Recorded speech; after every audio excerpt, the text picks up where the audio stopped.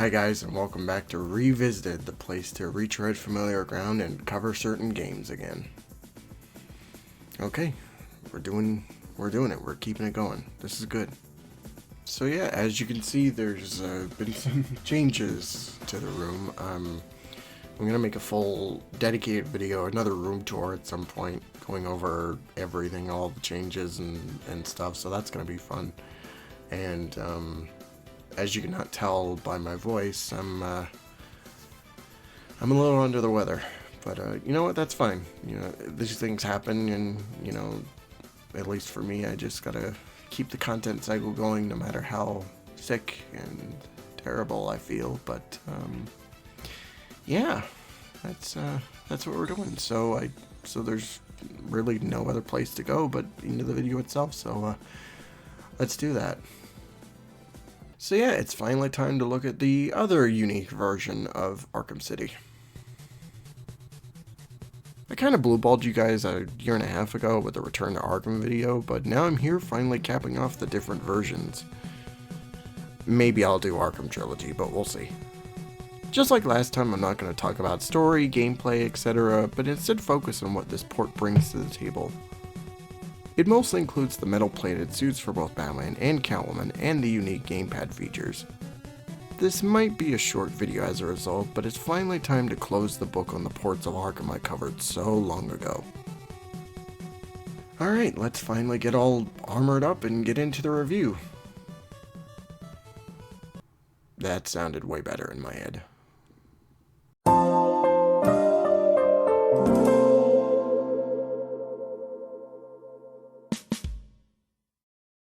Let's take a trip down old memory lane all the way to 2012.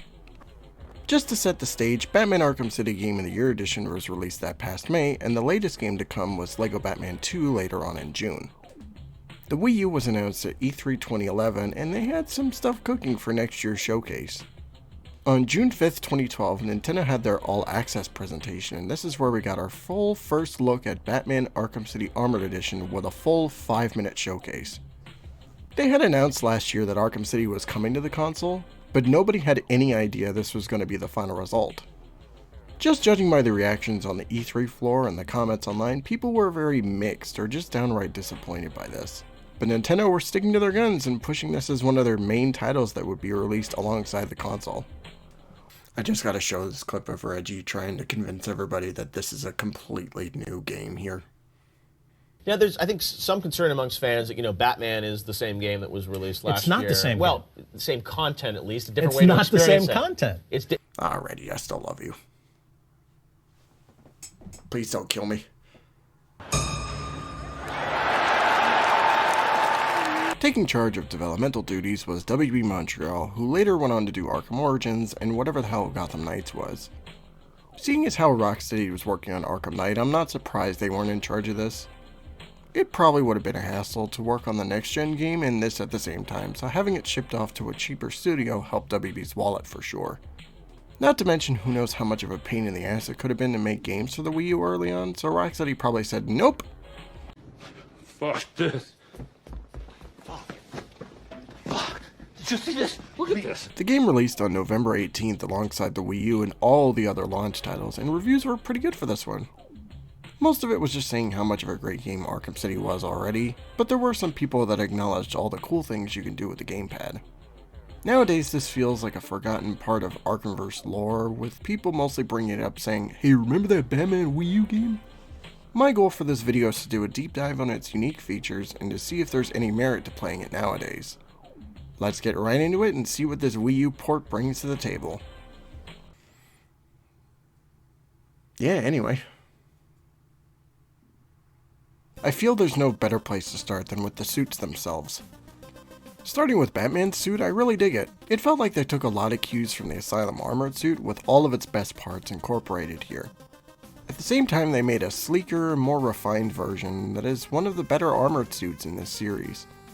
As someone who enjoys armored Batman very sparingly, and when it fits the story, they did a good job with the overall design, so I gotta give WB Montreal some props here. This might be a hot take, but I kinda like this more than Asylum Armored.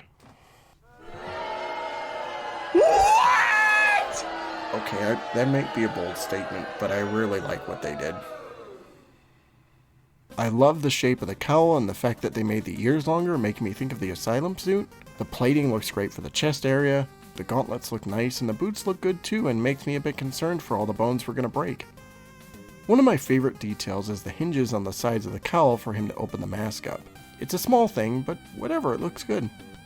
The suit isn't perfect, however, as the shin plating doesn't look great, and there's a really ugly plate on the back of his neck. The belt looks good, but it has this orange color that becomes more apparent during the demon trials. Even with all my nitpicks, I still really like the Batsuit, and it's become one of my go-to suits when I play this game. Same can't be said for Catwoman.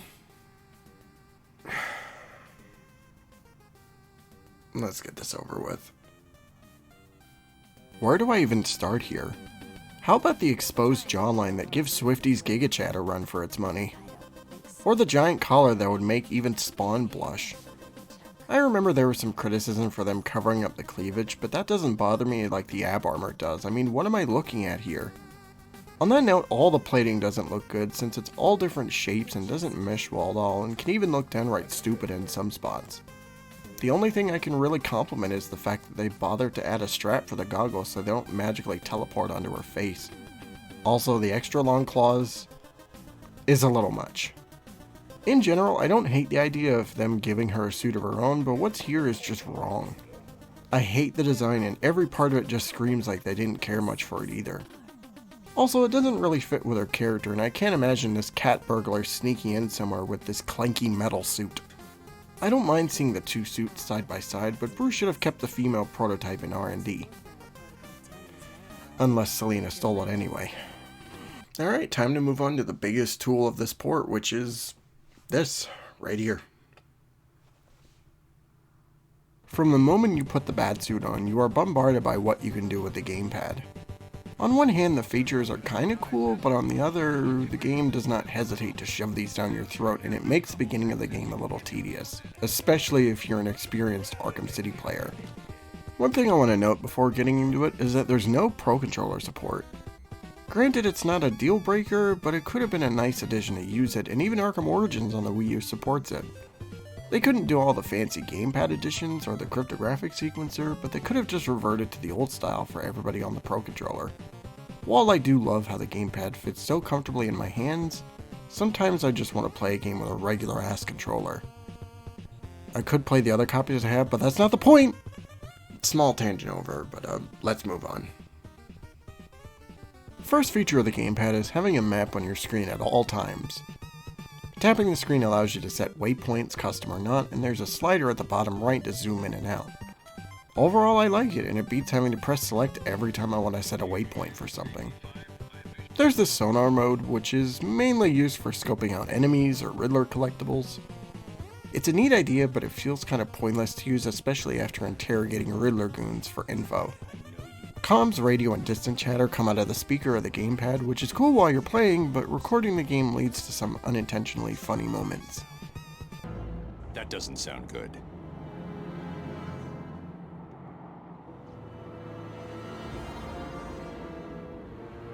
If there's one person in Arkham City who knows what's really going on, it's her. You can check your objectives, where you can see your main mission and keep track of how much side activities you've done. Again, this feels pointless for the experienced players, but it's good for the newbies who decide to play this first on the Wii U. You can upgrade yourself from the Gamepad and look through data like character bios and stories when you get them from completing Riddler shit. While I like the idea of listening to character tapes while I fight thugs, it doesn't really add much for me personally. Also, if you need a refresher on how to use these functions, you can tap the Wayne Tech logo on the bottom left to help you. One of the biggest new additions that was advertised everywhere and is on the damn box is the BAT mode. Or shock gloves if you want to be that guy. By clicking in the sticks or pressing the prompt on the gamepad, your hands start to glow and electrify while all the enemies light up like Christmas, but with more orange. In concept, I like its inclusion, but it feels like it doesn't really do much of anything. Sure, you might end the fight a little quicker, but to me it has the same effect of turning on detective mode while I'm fighting. Obviously you can't spam this as you need to build the meter up to use them, but unless I'm recording or in a section where I can get some mileage out of them, I don't really use this whatsoever.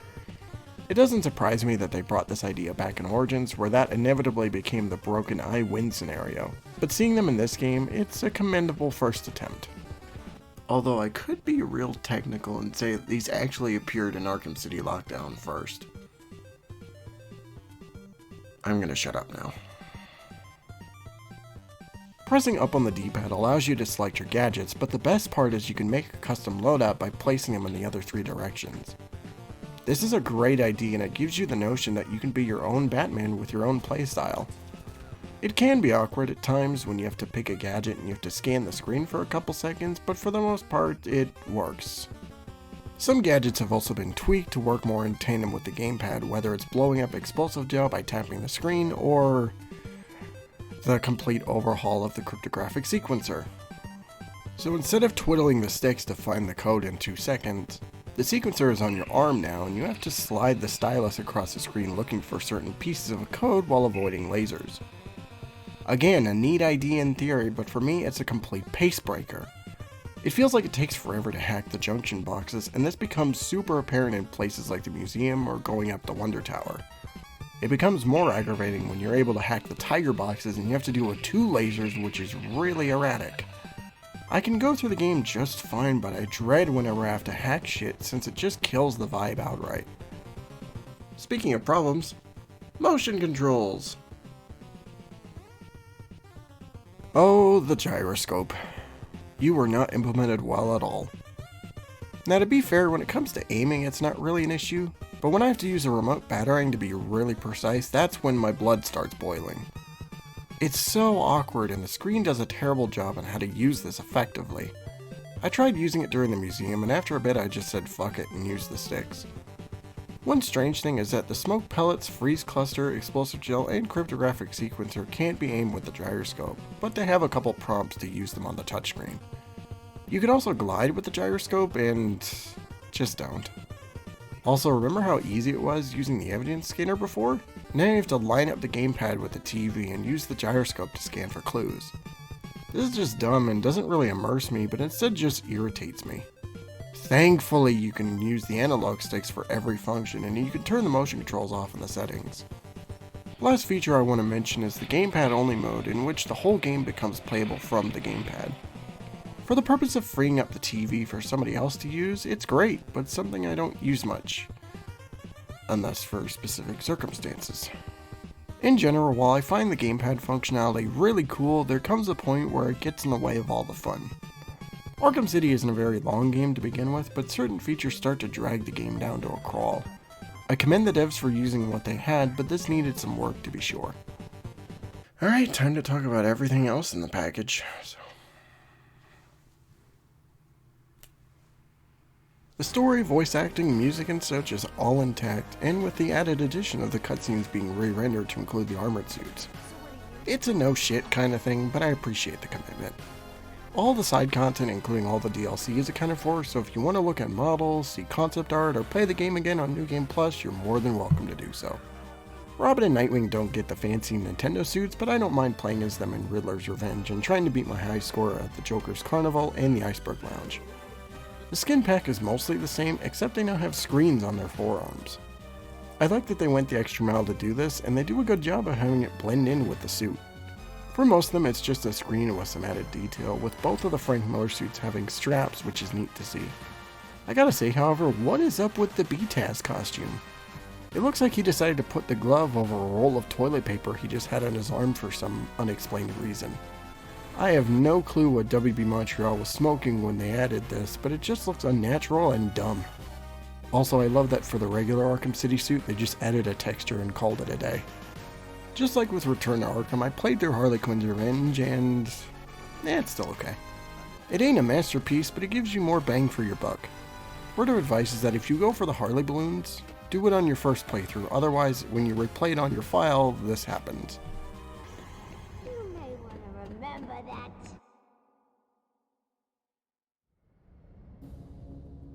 I had to delete my file the first time I played Armored Edition, but that is a story for another day.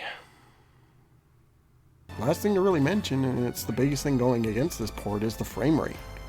Most of the time it's fine, but when a lot of shit is happening on screen, get ready to be moving as slow as molasses. This even chugs at gliding around or doing regular enemy encounters, which I can mostly live with, but in certain moments it can be a pain in the ass. There's some other poor optimization issues I can mention, like texture popping, and that load times can be long as hell with it lasting up to 30 seconds. In all my years playing Arkham City on console, the load times had never felt that long to me, and just for fun I timed the other platforms with the 360 at 25 seconds and the PS3 coming in at 15 seconds. It shocked me as I thought it would be the longest, and before anyone asked me, PC is not even up for debate and the Switch was about the same as the PS3. If you're wondering about Xbox One and PS4, go fuck yourself. Anyway, let's get into my final thoughts on this. Batman Arkham City Armored Edition is a good time, and while I will continue to say it's the most immersive version, that doesn't mean it's the definitive version. I would tell you to play it on anything else, but for the hardcore Nintendo crowd that still has a Wii U and likes Batman, give it a shot.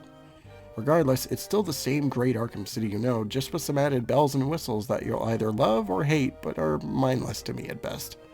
While I do love the new Batsuit and the all-time map, some other additions don't really tickle my fancy, like the gyroscope controls and whatever the hell Catwoman's wearing. At the end of the day, I had a fun time playing this, and for the die-hard Arkham fans, it's worth trying out for the right price, of course, or just borrow your friend's Wii U I know he has. You did your job well, Armored Edition. Did you know he got an action figure? And that is going to be it, folks. Another day, another game revisited, and, well, I finally covered what I want to with the Arkham ports, but, I don't know. Should I do Arkham Trilogy at some point? Like, after I get through the next couple videos? Like, should I do it? Leave your comments if I should do it. Regardless, I'm so happy that the armored suit got brought back in Arkham Trilogy, and even though it doesn't have any of the fancy Wii U stuff, and not even the BAT mode, I'm just happy that it's included at all within the package, so yeah, as for the next time I revisit something, I'm actually going to take a break from Revisited, because I want to work on some other projects, other playlists and whatnot, maybe start something new. I've been thinking about reviewing consoles lately, and I think I found my first candidate, but yeah, all in due time, I guess, but yeah, so I was gonna put it up to you. I have a couple games in mind that should be revisited next. Last of Us, Sonic X Shadow Generations, and let's throw Splatterhouse in there just for the hell of it. And yeah, so after that's decided, I'm gonna let you guys decide what it is, and after I review that, then we're gonna move on to Deadpool, and whatever isn't picked is gonna be revisited after Deadpool. We'll make that the rule. So, but yeah, anyway, until next time, hope you guys have a great night. Thank you all so much for watching, and of course, take care of yourselves.